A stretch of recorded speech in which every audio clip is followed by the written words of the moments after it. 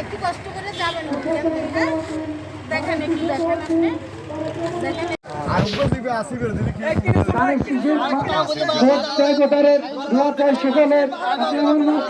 আমি রানী বেগম, পানগাঁ থানার মহিলা দলের সভাপতি।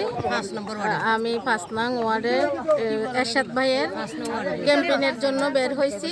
3টা থেকে 5টা পর্যন্ত ক্যাম্পেইন করব। অনেক কষ্ট হলো, আমরা এগুলো সম্পূর্ণ করব।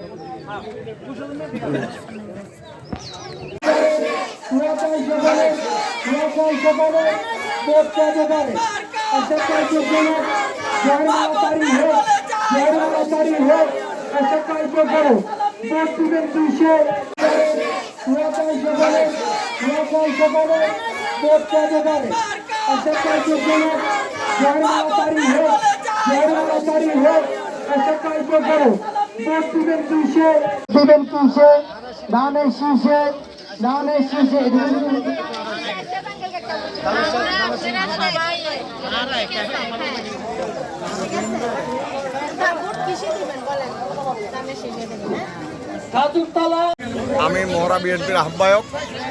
আমরা এই রুটটা সম্বন্ধে মাননীয় মেয়রকে অনেক বলা হয়েছে এবং এরশাদ ভাইকে বলা হয়েছে এবং কমিটমেন্ট আছে নির্বাচনের পরে এই রুটটা ইনশাল্লাহ হয়ে যাবে।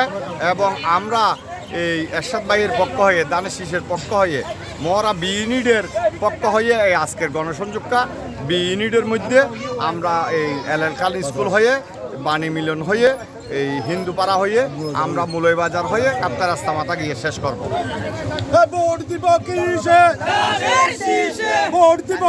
সংযোগ আনলিমিটেড, এখানে গণসংযোগ চলতেছে।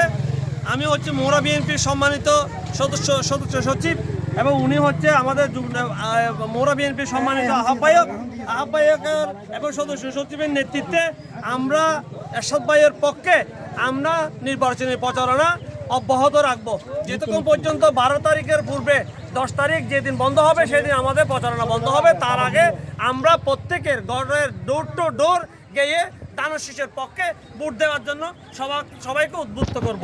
এটাই আমাদের কি প্রত্যাশা।